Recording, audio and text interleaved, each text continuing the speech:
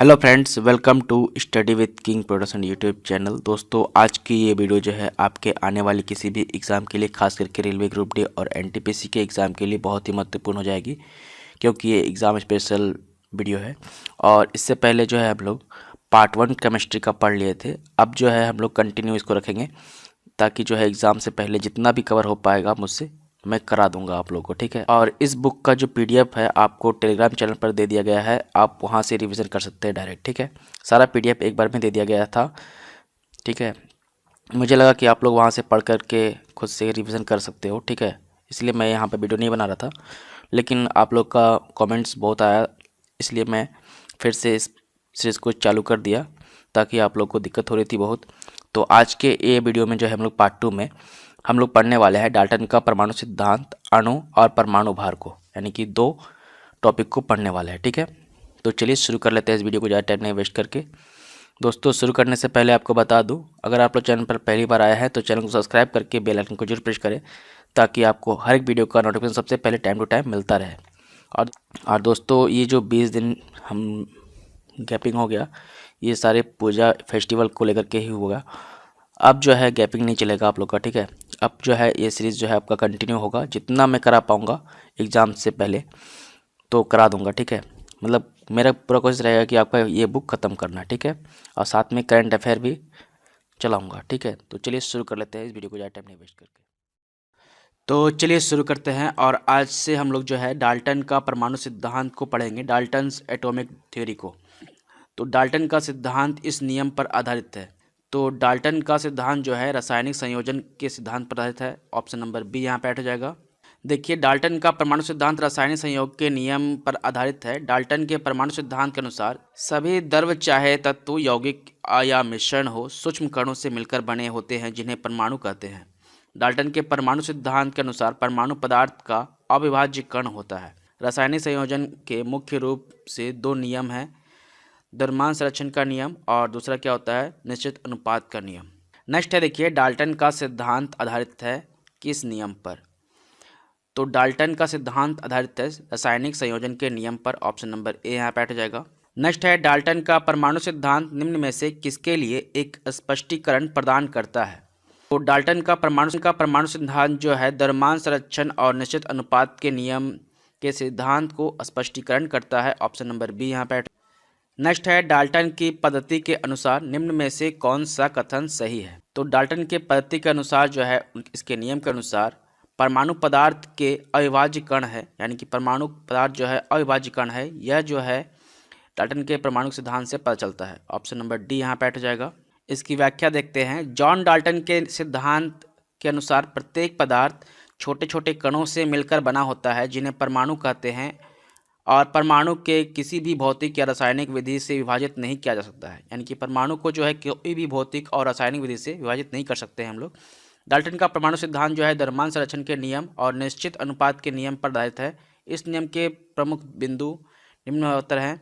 तो पहला पॉइंट है, प्रत्येक तत्व जो है अति सूक्ष्म अविभाज्य कणों से मिलकर बना है, जिन्हें परमाणु कहते हैं। दूसरा पॉइंट है, भिन्न भिन्न तत्वों के परमाणु के गुण भी भिन्न भिन्न होते हैं। और तीसरा पॉइंट होता है इसका, परमाणु अविनाशी होता है, यानी कि उसका विनाश नहीं किया जा सकता है। नेक्स्ट है, निम्नलिखित में से क्या डाल्टन के परमाणु सिद्धांत की अवधारणा नहीं है। तो डाल्टन के परमाणु सिद्धांत की अवधारणा नहीं है, कौन सा, ये चारों में। तो ऑप्शन नंबर डी यहाँ पे हट जाएगा। सभी पदार्थ जो है छोटे छोटे कणों से मिलकर बने होते हैं, जिन्हें अणु कहता है, ये जो है डाल्टन के सिद्धांत का अवधारणा नहीं है। ऑप्शन नंबर डी यहाँ पे हट जाएगा। यहाँ पर देखिए व्याख्या, डाल्टन के परमाणु सिद्धांत के अनुसार प्रत्येक पदार्थ छोटे छोटे कणों से मिलकर बना होता है, जिन्हें परमाणु कहते हैं। परमाणु को किसी भी रासायनिक या भौतिक विधि से विभाजित नहीं किया जा सकता है, यही डाल्टन का सिद्धांत कहता है। नेक्स्ट है, निम्नलिखित में से किसने परमाणु की अविभाज्यता के बारे में बताया था। तो डाल्टन ने बताया था। ऑप्शन नंबर ए यहाँ पे हट जाएगा। नेक्स्ट है, डाल्टन के परमाणु सिद्धांत की कौन सी अभिधारणा द्रव्यमान संरक्षण के नियम का परिणाम है। तो डाल्टन के परमाणु सिद्धांत की अभिधारणा जो है, यह है कि परमाणु अदृश्य कण है, जो किसी भी रासायनिक अभिक्रिया से ना तो उत्पन्न किया जा सकते हैं और ना ही नष्ट किए जा सकते हैं। व्याख्या कर रहा है, डाल्टन ने द्रव्य की संरचना का गहन अध्ययन किया। इन्होंने 1803 ईस्वी में द्रव्यमान की संरचना और परमाणु संबंधी एक विचार प्रस्तुत किए, जिसे डाल्टन का परमाणुवाद कहते हैं। इनके परमाणु सिद्धांत से द्रव्यमान संरक्षण का नियम प्रतिपादित होता है, जिसके अनुसार परमाणु जो है अदृश्य कण होता है, जो किसी भी रासायनिक अभिक्रिया से ना तो उत्पन्न किया जा सकते हैं और ना ही इसे नष्ट किया जा सकता है। डैश ने प्रस्तावित किया था कि प्रत्येक तत्वों में से एक विशेष परमाणु द्रव्यमान होता है। किसने प्रस्तावित किया था कि प्रत्येक तत्वों में से एक विशेष परमाणु द्रव्यमान होता है, यानी कि उसमें प्रत्येक तत्व के एक विशेष परमाणु द्रव्यमान होता है। उसमें किसने प्रतिपादित किया था? तो इसको प्रतिपादित किया था डाल्टन ने ही। तो प्रश्न था किसने प्रस्तावित किया था कि प्रत्येक तत्वों में एक विशेष परमाणु द्रव्यमान होता है? तो इसका राइट आंसर हो जाएगा डाल्टन ने, जॉन डाल्टन ने। ऑप्शन नंबर ए यहाँ पे हो जाएगा। जॉन डाल्टन जो थे एक अंग्रेजी वैज्ञानिक थे, यानी कि ये इंग्लैंड के थे। इन्होंने पदार्थ की रचना संबंधी सिद्धांत का प्रतिपादन किया था, जो डाल्टन के परमाणु सिद्धांत के नाम से प्रचलित है। इन्होंने प्रस्तावित किया था कि प्रत्येक तत्व में एक विशेष परमाणु द्रव्यमान होता है, यानी कि प्रत्येक जो तत्व होगा उसमें एक विशेष परमाणु द्रव्यमान उसका कुछ न कुछ रहेगा। यही इन्होंने जो है जॉन डाल्टन ने प्रतिपादित किया था। नेक्स्ट है, किस वैज्ञानिक ने पदार्थ की प्रकृति के बारे में बुनियादी सिद्धांत प्रदान किया? तो इसका राइट आंसर हो जाएगा जॉन डाल्टन ने। ऑप्शन नंबर डी यहाँ पे हो जाएगा। तो व्याख्या कर रहा है, जॉन डाल्टन ने पदार्थ की प्रकृति के बारे में बुनियादी सिद्धांत प्रदान किया। डाल्टन का सिद्धांत जो है रासायनिक संयोजन के नियमों पर आधारित था। डाल्टन के परमाणु सिद्धांत ने द्रव्यमान संरक्षण के नियम और निश्चित अनुपात के नियम की युक्ति संगत व्याख्या किया था, यानी कि जो इन्होंने द्रव्यमान संरक्षण के नियम और निश्चित अनुपात के नियम को संयुक्त रूप से इसकी व्याख्या किया था, और इसी को जो है हम लोग डाल्टन का सिद्धांत कहते हैं। डाल्टन के परमाणु सिद्धांत की विशेषता निम्नतर है। तो पहला विशेषता है, सभी पदार्थ या द्रव परमाणुओं से मिलकर बने होते हैं। पहला विशेषता इसका ये है। दूसरा विशेषता कहता है कि परमाणु पदार्थ के अविभाज्य सूक्ष्मतम कण होते हैं, जिन्हें किसी भी रासायनिक अभिक्रिया में ना तो उत्पन्न किया जा सकता है और ना ही इसे नष्ट किया जा सकता है। तीसरा कह रहा है, इसकी विशेषता ये है कि भिन्न भिन्न तत्वों के परमाणुओं के द्रव्यमान और रासायनिक गुण भिन्न भिन्न होते हैं। नेक्स्ट है, डाल्टन के परमाणुवाद की कौन सी अवधारणा द्रव्यमान संरक्षण के नियम का परिणाम है? तो डाल्टन के परमाणुवाद की जो अवधारणा है द्रव्यमान संरक्षण के परिणाम का विवाद है, ये कौन सा है? तो ये है परमाणु अविभाज्य कण है एक, जिन्हें रासायनिक अभिक्रिया से बनाया या नष्ट नहीं किया जा सकता है। या तो इसे रासायनिक अभिक्रिया से नहीं बना सकते हैं और ना ही इसे नष्ट कर सकते हैं। यही जो है डाल्टन के परमाणुवाद की अवधारणा है, जो द्रव्यमान संरक्षण के नियम का परिणाम है। ऑप्शन नंबर डी यहाँ पे बैठ जाएगा। अब हम लोग जो है अणु परमाणु भार को पढ़ेंगे, यानी कि मॉलिक्यूल और एटॉमिक वेट को पढ़ेंगे। तो पहला प्रश्न है, परमाणु रासायनिक रूप से जुड़कर क्या बन जाते हैं? तो परमाणु जो है रासायनिक रूप से जुड़कर अणु बन जाते हैं। ऑप्शन नंबर ए यहाँ पे बैठ जाएगा। इसकी व्याख्या देखिए, दो या दो से अधिक एक ही प्रकार के अथवा अलग अलग प्रकार के तत्वों के परमाणु आपस में मजबूत रासायनिक बंधों से जुड़कर एक अणु का निर्माण करते हैं। किसका निर्माण करते हैं? अणु का। नेक्स्ट प्रश्न है, एक ही तत्व या विभिन्न तत्वों के परमाणु मिलकर क्या बनाते हैं? तो ऑप्शन नंबर ए यहाँ पे बैठ जाएगा, अणु बनाते हैं। नेक्स्ट है, एक ही तत्व या अलग अलग तत्वों के परमाणु एक साथ मिलकर क्या बना सकते हैं? तो एक ही तत्व या अलग अलग तत्वों के परमाणु मिलकर के क्या बनाएंगे? एक साथ जुड़ करके अणु बनाएंगे ना। ऑप्शन नंबर ए यहाँ पे बैठ जाएगा, अभी हम लोगों ने पढ़ा था। नेक्स्ट है, जल के कितने अणु कॉपर सल्फेट के एक अणु में उपस्थित होते हैं? यानी कि जल के H2O के कितने अणु जो हैं कॉपर सल्फेट के एक अणु में उपस्थित होते हैं? तो इसका राइट आंसर हो जाएगा, जल के जो है 5 अणु कॉपर सल्फेट के एक अणु में उपस्थित होते हैं। ऑप्शन नंबर ए यहाँ बैठ जाएगा, यानी कि 5 जल होता है। देखिए इसका सूत्र होता है, कॉपर सल्फेट अकार्बनिक यौगिक है एक प्रकार का, जिसका रासायनिक सूत्र होता है CaSO4 5H2O, यानी कि जल के कितने अणु हैं मौजूद? 5। इसे क्यूप्रिक सल्फेट भी कहते हैं। कॉपर सल्फेट के एक अणु में जल के 5 अणु मौजूद होते हैं। नेक्स्ट है, कैल्शियम ऑक्साइड में द्रव्यमान के अनुसार कैल्शियम और ऑक्साइड का अनुपात कितना होगा? तो कैल्शियम ऑक्साइड में द्रव्यमान के अनुसार जो है कैल्शियम और ऑक्सीजन का अनुपात जो है कितना होता है? 5:2 होता है। ऑप्शन नंबर ए यहाँ बैठ जाएगा। देखिए किस प्रकार होता है, तो CaO यानी कि कैल्शियम ऑक्साइड में द्रव्यमान के अनुसार कैल्शियम और ऑक्सीजन का अनुपात जो है, कैल्शियम कितना होता है, इसका द्रव्यमान 40 और ऑक्सीजन का द्रव्यमान होता है 16। इसको काटेंगे तो कितना आ जाएगा? 5:2 हो जाएगा। यही इसको शॉर्ट फॉर्म में लिखा गया है यहाँ पर। नेक्स्ट है, पानी में हाइड्रोजन तथा ऑक्सीजन किस द्रव्यमान के अनुपात में उपस्थित होते हैं? तो पानी में जो है यानी कि जल में H2O में, तो पानी में हाइड्रोजन यानी कि H2O में हाइड्रोजन और ऑक्सीजन का द्रव्यमान के अनुपात जो है 1:8 के अनुपात में रहता है। ऑप्शन नंबर बी यहाँ पे हट जाएगा। ग्रुप डी में पूछा गया है ये प्रश्न को। जल में हाइड्रोजन और ऑक्सीजन का द्रव्यमान के अनुसार जो है 1:8 के अनुपात में स्थित होते हैं। जल में हाइड्रोजन और ऑक्सीजन का द्रव्यमान कितना होता है? 1:8 के आधार पर होता है द्रव्यमान इसका। और अगर आयतन के अनुपात अगर बोलेंगे हाइड्रोजन और ऑक्सीजन का तो 2:1 होगा। ठीक है, याद रखिएगा। नेक्स्ट है अमोनिया में नाइट्रोजन और ऑक्सीजन के द्रव्यमान हमेशा किस अनुपात में होते हैं? तो अमोनिया जो है NH3 इसको लिखते हैं, इसका सूत्र होता है NH3। इसमें N2 और H2 यानी कि नाइट्रोजन और हाइड्रोजन के द्रव्यमान का अनुपात जो है कितना रहता है? 14:3 होता है। ऑप्शन नंबर सी यहाँ पे हट जाएगा। देखिए यहाँ पर नाइट्रोजन और हाइड्रोजन जो है इसका द्रव्यमान हमेशा जो है 14:3 के अनुपात में रहता है। अमोनिया गैस को सर्वप्रथम 1771 में प्रिस्टले ने खोजा था। किस वैज्ञानिक ने खोजा था? प्रिस्टले वैज्ञानिक ने खोजा था अमोनिया गैस को 1771 ईस्वी में। यह विभिन्न जीव जंतुओं, पेड़ पौधों के सड़ने व ज्वालामुखी पर्वतों से निकलने वाली राख में पाई जाती है अमोनिया। इसका उपयोग जो है प्रतिकारक के रूप में किया जाता है। आइस फैक्ट्री में रेयॉन बनाने के लिए इसका उपयोग किया जाता है। तो इस प्रश्न से आपको याद रखना है कि 14:3 इसका अनुपात रहता है द्रव्यमान में। ठीक है, अमोनिया का। नेक्स्ट है अमोनियम क्लोराइड के एक अणु में कितने परमाणु होते हैं? तो अमोनियम क्लोराइड के एक अणु में जो है 6 परमाणु उपस्थित होते हैं। ऑप्शन नंबर डी यहाँ पे हट जाएगा। इसकी व्याख्या देखिए, अमोनियम क्लोराइड जो है NH4Cl जो है इसका सूत्र होता है और इसका दूसरा नाम क्या है? नौसादर। यह एक श्वेत क्रिस्टलीय है, जल में अत्यधिक विलय पदार्थ है, यानी कि जल्दी से मिल जाता है, जो अधिक गर्म करने पर बिना पिघले ही ऊर्ध्वपातित हो जाता है। जिसको अधिक गर्म कर देंगे इसको अमोनियम क्लोराइड को, तो ये क्या करेगा? ज़्यादा गर्म कर देंगे तो ये पिघलेगा नहीं, ये सीधा भाप बन करके उड़ जाएगा। ठीक है, और अमोनियम तथा HCl गैस में बदल जाता है। देखिए NH4Cl को जो है जब हम लोग गर्म करेंगे तब क्या होगा? NH3 + HCl निकलेगा। और अमोनियम क्लोराइड के एक अणु में कितने जो है परमाणु होते हैं? तो 6 होते हैं। ऑप्शन नंबर डी यहाँ पे हट जाएगा। नेक्स्ट है मानक ताप और दाब पर 7.5 ग्राम गैस जो है 5.6 लीटर आयतन लेती है। यह कौन सी गैस है? जिसमें दिया हुआ है कार्बन, नाइट्रोजन और ऑक्सीजन के परमाणु भार जो है क्रमशः दिया हुआ है यहाँ पर आपको। यह कौन सी गैस है बताना है आपको। कार्बन का होता है 12, नाइट्रोजन का होता है 14 और ऑक्सीजन का होता है कितना? ये परमाणु भार 16 होता है। तो प्रश्न था मानक ताप और दाब पर 7.5 ग्राम गैस जो है 5.6 लीटर आयतन लेती है, तो यह कौन सी गैस है? तो इसका राइट आंसर हो जाएगा यह नाइट्रस ऑक्साइड गैस है।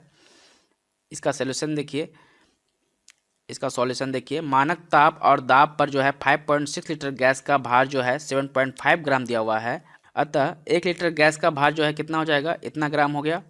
इसे डिवाइड कर देंगे तो, और 1 लीटर का ग्राम हो गया इतना ग्राम, तो 22 लीटर का कितना हो जाएगा? तो 22 से गुना हो जाएगा तो ये 30 ग्राम आ जाएगा। ठीक है, और दी गई गैस जो है कौन सा है?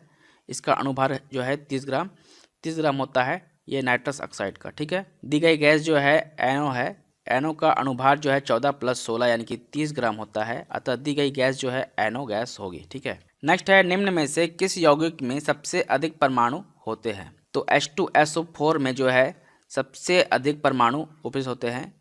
यह जो यौगिक है H2SO4 इसमें जो है सबसे अधिक परमाणु यौगिक विद्यमान रहते हैं।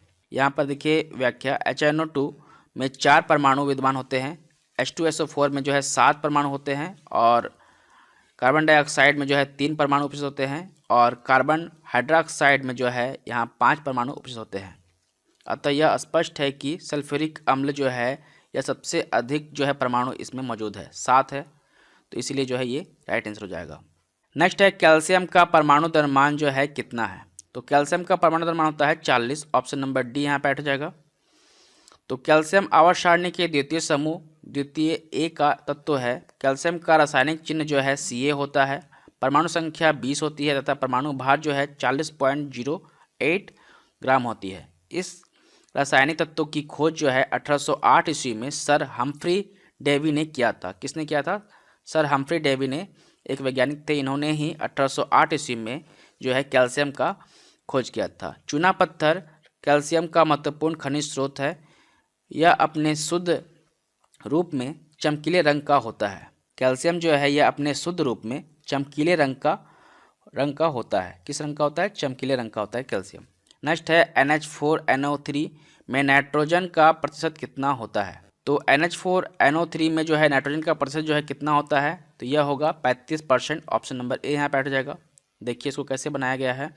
तो NH4NO3 में नाइट्रोजन की प्रतिशत मात्रा जो है क्या होगी, NH4NO3 में नाइट्रोजन का परमाणु द्रव्यमान लिख देंगे पहले।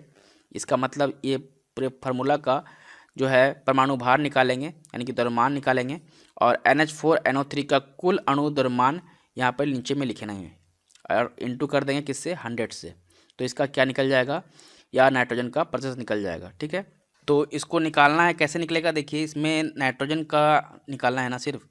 तो यहाँ पर देखिए एन का होता है, नाइट्रोजन का होता है 714। ठीक है, तो सिर्फ एन का मुझे निकालना है ना, तो एन और एन को लेना है। ठीक है, तो 14 और 14 यहाँ से नाइट्रोजन ऊपर से दोनों का लिए नाइट्रोजन, तो 14 14 हो गया।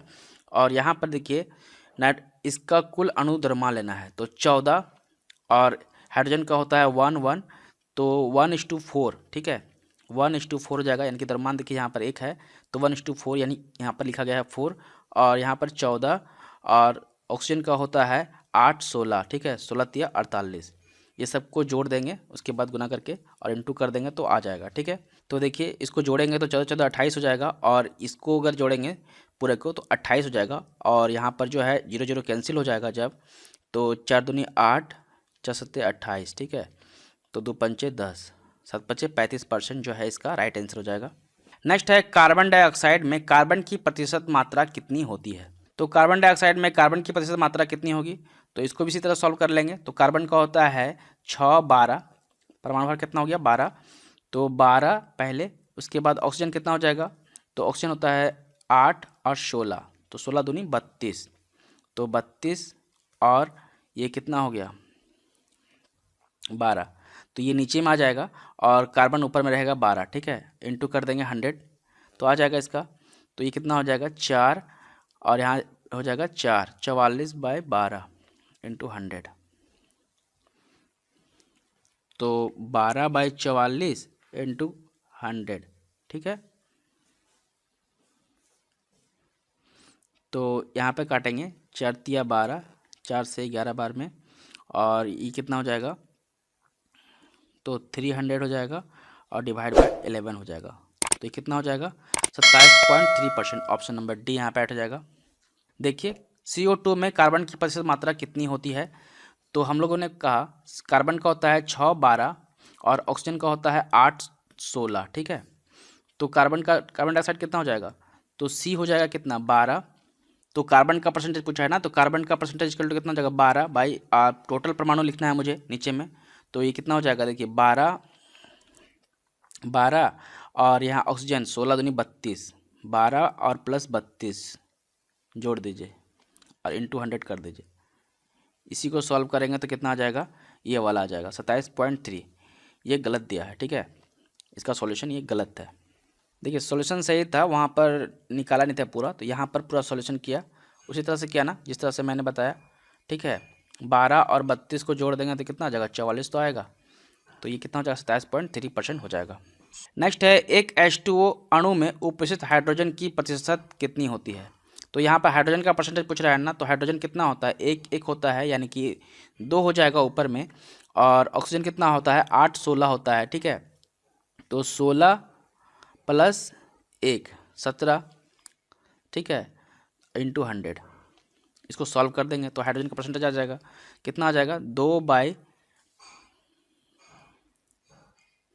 सॉरी यहाँ पे 2 होगा ना, देखिए H1 1 होता है, तो 1:2 है ना, यहाँ पर 2 है ना, यहाँ पर तो 2 हो जाएगा नीचे, और ये तो 16 होगा सीधा सीधी, 16 2 18, 18 इंटू 100, 2 9 18, तो कितना हो जाएगा 11.11%। ऑप्शन नंबर बी यहाँ पर राइट हो जाएगा। देखिए उसी तरह से बनाया है 1:8 के अनुपात में 11:11। ठीक है, नेक्स्ट है किस पदार्थ का वह सबसे छोटा कण जिसका स्वतंत्र अस्तित्व है। तो कौन सा पदार्थ है जो सबसे छोटा कण है जिसका स्वतंत्र अस्तित्व होता है, तो इसका राइट आंसर हो जाएगा अणु। अणु जो है सबसे छोटा कण है जिसका स्वतंत्र अस्तित्व होता है, सबसे छोटा कण है और इसका जो है अस्तित्व होता है।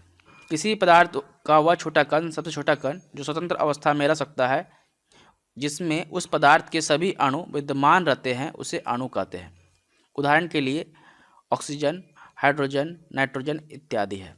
पदार्थ का सबसे छोटा कण परमाणु कहलाता है, परंतु वह स्वतंत्र अवस्था में नहीं रह सकता है। परमाणु अणु में सूक्ष्म कण होता है, ठीक है, अणु से भी सूक्ष्म कण होता है परमाणु, लेकिन इसमें जो है यह स्वतंत्र अवस्था में रह नहीं सकता है, ठीक है, परमाणु। नेक्स्ट है पानी के 5 अणुओं का द्रव्यमान क्या होगा। तो पानी के 5 अणुओं का द्रव्यमान पूछ रहा है ना, तो H2O होता है पानी, ठीक है। तो पानी के 5 अणुओं, यहाँ पे 5 अणु दिया हुआ है, तो पानी के 5 अणु का द्रव्यमान पूछ रहा है। तो हाइड्रोजन कितना होता है, H11 होता है। तो यहाँ पर पहले से दिया हुआ है कितना, 2 है हाइड्रोजन, तो 2 हो जाएगा, ठीक है। ऑक्सीजन 16 हो जाएगा, 16 2 18 हो गया, ठीक है। और 18 और इंटू कर दीजिए इसको 5 से कर दिया, 18 5 90 यूनिट हो जाएगा। पानी के 5 अणुओं का द्रव्यमान कितना हो जाएगा, 90 यूनिट। ऑप्शन नंबर बी यहाँ पे हट जाएगा। देखिए उसी तरह से क्या है, क्या मैंने H2O लिखा पहले, तो देखिए यहाँ पर H2O का आणविक द्रव्यमान जो है कैसे निकालेंगे, पहले लिख देंगे साइड में H1 और ऑक्सीजन लिख देंगे 8 और 16, ठीक है। तो H2O यानी कि O का पहले लिख देंगे यहाँ पर कितना 16 प्लस यहाँ पर 2 है ना, तो 1 से इंटू करेंगे 2 को, द्रव्यमान कितना है 1, तो 2 हो गया, तो कितना हो गया 18। और बाहर में कितना था 5 अणु था ना बाहर में, तो 5 से गुना कर देंगे, 18 5 90 यूनिट। तो ऑप्शन नंबर बी यहाँ पर हट जाएगा। तो ऑप्शन नंबर बी यहाँ पर हट जाएगा 90 यूनिट, ठीक है। इस तरह से इसको निकाला जाता है। नेक्स्ट है अणु शब्द से परिचय किसके द्वारा 1996 के आसपास कराया गया था। तो अणु शब्द का परिचय जो है विल्हेम ओस्टवार्ड के द्वारा 1896 के आसपास कराया गया था। इसकी व्याख्या देखिए, अणु जो है किसी तत्व अथवा यौगिक का वह सूक्ष्मतम कण होता है जो सामान्य दशाओं में स्वतंत्र रह सकता है। यह उस पदार्थ के सभी गुण धर्मों को प्रदर्शित कर सकता है, यानी कि वो जो पदार्थ होगा उसके सभी गुण उसमें मौजूद रहेंगे अणु में। अणु यानी कि मॉलिक्यूल शब्द जो है 1896 में विल्हेम ओस्टवार्ड ने इसे दिया था। नेक्स्ट है सोडियम कार्बोनेट का आणविक द्रव्यमान पूछ रहा है कितना होता है। तो इसको भी उसी तरह से निकालना है। कैसे निकलेगा देखिए, इसका पहले सूत्र लिखिए Na2CO3, ये होता है सोडियम कार्बोनेट, ठीक है। तो सोडियम होता है 1123, ठीक है, 22 भी बोलते हैं, ठीक है, 22 या 23, 22 पॉइंट कुछ समथिंग होता है, इसलिए 23 ले लिया। और ऑक्सीजन कितना होता है, ऑक्सीजन होता है 8 16, ठीक है। और कार्बन होता है कितना, कार्बन होता है 6 12। तो अब देखिए इसको कैसे सॉल्व करेंगे। यहाँ पर देखिए ये 2 है ना, सोडियम कितना है 2 है, तो 23 दूनी 46 तो आएगा ही, प्लस ऑक्सीजन कितना है 3 है, तो 16 तिया 48 लिख दिया इधर। और कार्बन कितना है 12 है, प्लस 12 कर दीजिए, ये सभी को जोड़ दीजिए, जितना आएगा वही आंसर, ठीक है। तो ये कितना हो जाएगा, ये 60 हो गया, और ये 60 और 40 कितना हो गया 100, और यहाँ पर 6 है तो 106। ऑप्शन नंबर डी यहाँ पर राइट हो जाएगा। देखिए उसी तरह से बनाया है ना, सोडियम 23 मान लिया है, 22 पॉइंट समथिंग होता है कुछ, ठीक है, तो 23 इसको पकड़ लिया गया है, ठीक है, अप्रॉक्स में। और ऑक्सीजन 16 द्रव्यमान इसका, और कार्बन का 12, तो सबको यहाँ पर देखिए यहाँ पर कार्बन कितना हो गया 3 है, तो 16 तिया 48 प्लस 12 कार्बन का, और ये जो है सोडियम का 23 दूना 46, 2 है यहाँ पर, इसलिए 2 यहाँ से इंटू कर दिया गया है। तो 46 12 48 मैंने डायरेक्ट लिखा था, 106 होगा। ऑप्शन नंबर डी यहाँ पर राइट हो जाएगा। नेक्स्ट है नाइट्रोजन में 0.6 अणु का द्रव्यमान कितना होगा। तो नाइट्रोजन जो है कैसे लिखते हैं, नाइट्रोजन ऐसे, और नाइट्रोजन का अणुभार होता है कितना 7 14, ठीक है। तो 0.6 है ना, तो पहले नाइट्रोजन का पहले मुझे निकालना है। देखिए तो यहाँ पर 14 है, तो यहाँ पर 2 है होता है, ठीक है, तो 14 दूनी 28 हो जाएगा पहले, ठीक है। तो इसका द्रव्यमान कितना हो गया 28। तो यहाँ पर देखिए तो कितना पूछ रहा है 0.6 अणु का द्रव्यमान पूछ रहा है, तो 28 को गुना कर दीजिए 0.6 से कितना आएगा, तो 16.8 आ जाएगा, ठीक है। ऑप्शन नंबर ए यहाँ पर ऐड हो जाएगा। देखिए नाइट्रोजन एक रासायनिक तत्व है जिसका परमाणु क्रमांक जो है 7 और परमाणु द्रव्यमान जो है 14 पॉइंट इतना होता है क्रमशः। पृथ्वी के वायुमंडल में लगभग 78% जो है नाइट्रोजन पाई जाती है। यह रंगहीन, गंधहीन, स्वादहीन गैस होती है। इसमें ना ही रंग होता है, ना गंध होता है, ना स्वाद होता है। इसकी खोज जो है रदरफोर्ड ने 1773 ईस्वी में की थी। और इसका सॉल्यूशन देखिए, नाइट्रोजन के एक अणु का द्रव्यमान 14 × 2 हो गया, यानी कि नाइट्रोजन ऐसे लिखते हैं। तो अगर इसका द्रव्यमान 14 है तो 2 यहाँ पर है तो 2 से गुना हो गया, 28 हो गया। और 0.6 अणु का द्रव्यमान पूछा है तो गुना कर दिया डायरेक्ट, तो 16.8 ग्राम हो गया। ठीक है, नेक्स्ट देखिए, कैल्शियम हाइड्रोक्साइड के सापेक्ष द्रव्यमान पूछ रहा है। तो कैल्शियम का कितना होता है, 40 होता है द्रव्यमान, और ऑक्सीजन का कितना होता है 8, 16 हो गया। और हाइड्रोजन का कितना होता है द्रव्यमान 1 होता है। तो 16 और 1 17, 17 दूनी 34, 34 हो गया, और प्लस 40, ये दोनों को जोड़ दीजिए, कितना आएगा 4 और 4 3 7, 74 म्यू आएगा। ठीक है, तो कितना हो जाएगा, ऑप्शन नंबर डी यहाँ पर 74 म्यू हो जाएगा इसका राइट आंसर। सापेक्ष द्रव्यमान कितना हो जाएगा 74 म्यू। उसी तरह से निकाला गया है, देखिए 40 × 1, यहाँ पर कुछ नहीं है तो 1 ही मानते हैं, और 16 इसका द्रव्यमान है ऑक्सीजन का। और देखिए इसको अलग अलग करके कर लिया गया है, यहाँ पर देखिए 16 × 2 कर दिया है और 1 × 2 कर दिया है। तो बात एक ही है, पहले 16 × 1 जोड़ दीजिए और 17 हो गया, 17 × 2 कर सकते हैं डायरेक्ट, या तो आप ऐसे भी कर सकते हैं अलग अलग, क्योंकि ये ब्रैकेट में था इसलिए मैं डायरेक्ट ही कर दिया था। 17 × 2 34 हो गया था। देखिए यहाँ पर 34 आएगा ना, तो 34 आएगा तो 74 MU आएगा। किसी तरह से भी कर सकते हैं। नेक्स्ट है, किसी यौगिक की सबसे छोटी संभव इकाई को क्या कहा जाता है। तो कोई भी यौगिक जो है उसकी सबसे छोटी संभव इकाई को जो है हम लोग क्या कहेंगे, अणु कहेंगे। ऑप्शन नंबर ए यहाँ पर राइट हो जाएगा। किसी यौगिक की सबसे छोटी संभव इकाई को जो है अणु कहा जाता है, जैसे कि हाइड्रोजन में H के 2 परमाणु मिलकर के एक अणु बनाते हैं। हाइड्रोजन प्लस हाइड्रोजन करेंगे तभी तो H2 बनेगा। NaCl, इसमें जो है सोडियम और क्लोरीन 2 अलग अलग परमाणु मिलकर बनाते हैं NaCl। ठीक है, इस तरह से इसके उदाहरण है। नेक्स्ट है, अणु का गठन करने वाले परमाणुओं की संख्या को इसके किसके रूप में जाना जाता है।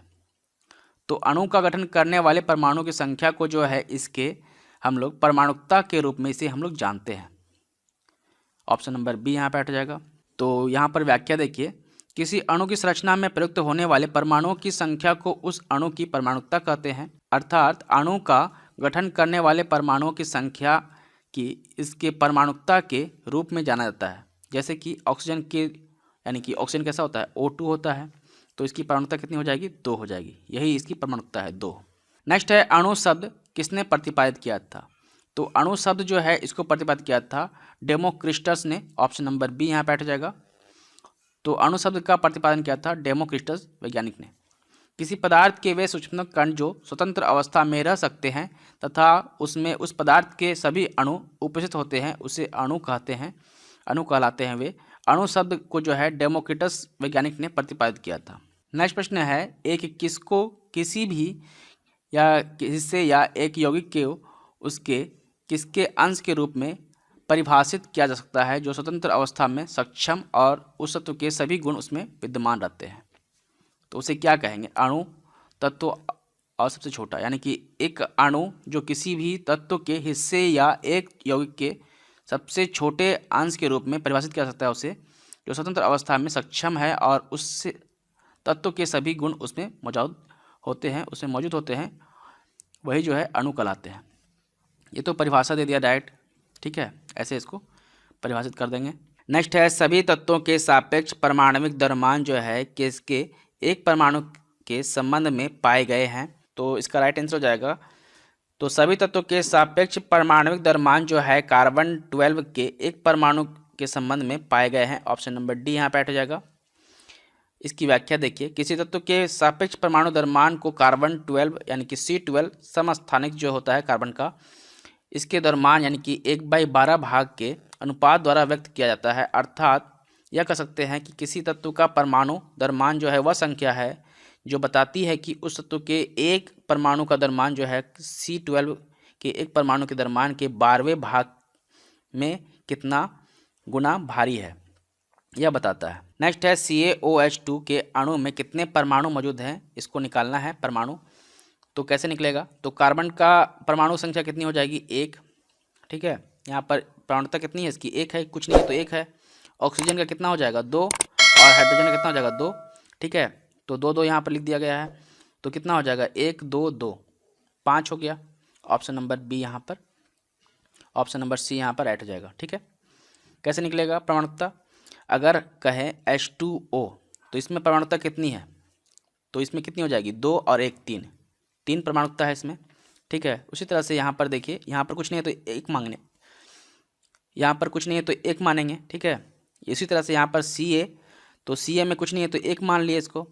यहाँ पर देखिए हाइड्रोक्साइड है, ये ब्रैकेट में है, ब्रैकेट के अंदर, तो यानी कि दोनों में पावर है 2 का, तो ऑक्सीजन का 2 पावर और हाइड्रोजन का 2 पावर, 2 4 प्लस 1 5। उसी तरह से परमाणुकता निकाला जाता है।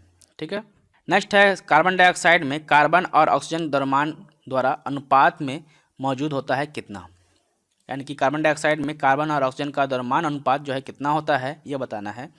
तो यह होता है 3:8। देखिए कार्बन डाइऑक्साइड, तो कार्बन कितना हो जाएगा 12, कार्बन का द्रव्यमान कितना होता है 12, और ऑक्सीजन का हो जाता है कितना 16, तो 16 × 2 कितना हो जाएगा 32, 32 = कितना हो जाएगा 12। इसको काटेंगे तो कितना आ जाएगा, देखिए 4 × 12 4 × 8 32, 3:8 आया। ठीक है, वही तो यहाँ पर किया गया है, ऑप्शन नंबर ए यहाँ पर ऐड हो जाएगा। नेक्स्ट है अणु का गठन करने वाले परमाणु की संख्या को क्या कहते हैं? तो अणु के गठन करने वाले परमाणुओं की संख्या को जो है हम लोग क्या कहेंगे, परमाणुकता कहेंगे, यानी कि परमाणुकता कहते हैं। ऑप्शन नंबर डी यहाँ पे ऐड हो जाएगा। नेक्स्ट है नाइट्रोजन का परमाणुकता द्रव्यमान जो है कितना होता है 14, और हाइड्रोजन का परमाणुकता द्रव्यमान कितना होता है 1। अमोनिया का आणविक द्रव्यमान कितना होगा? तो नाइट्रोजन का परमाणु द्रव्यमान दिया हुआ है 14 और हाइड्रोजन का 1, तो अमोनिया कितना हो जाएगा NH3। ठीक है, तो इसमें कितना आ जाएगा, देखिए यहाँ पर तो 14 हो जाएगा डायरेक्ट, और यहाँ पर 1 या 3। ठीक है, कितना हो गया, ये कितना हो जाएगा 14 या 14 3 17, 17 हो जाएगा। ऑप्शन नंबर में देखते हैं कितना आता है, यही आंसर होगा इसका 17, तो 17 है ना, ऑप्शन नंबर बी यहाँ पे ऐड हो जाएगा। देखिए नाइट्रोजन का 14 दिया हुआ है और हाइड्रोजन का परमाणु द्रव्यमान कितना दिया हुआ है 1, तो ये कैसे निकाला गया है 14 + 3 × 1, तो 17 हो गया ना। उसी तरह से नेक्स्ट है किसी तत्व का परमाणु भार ज्ञात करने के लिए निम्नलिखित में से किसके साथ उस तत्व के परमाणु भार की तुलना की जाती है? तो इसका राइट आंसर हो जाएगा हाइड्रोजन के साथ उसकी तुलना की जाती है, ऑप्शन नंबर सी यहाँ पे ऐड हो जाएगा। तो व्याख्या कर रहा है किसी तत्व का परमाणु भार ज्ञात करने के लिए हाइड्रोजन के साथ उस तत्व के परमाणु भार की तुलना की जाती है। हाइड्रोजन का परमाणु भार जो है कितना होता है 1.008 होता है। ठीक है, मतलब एक ही होता है लगभग। तो हाइड्रोजन की 3 समस्थानिक ज्ञात है, जैसे कि प्रोटेनियम H11, ड्यूटेरियम H12 और टाइटेनियम जो है H13। ठीक है, इसकी 3 समस्थानिक है हाइड्रोजन के, ये दिया हुआ है यहाँ पर। ठीक है, तो आज के लिए इतना ही रहने देते हैं।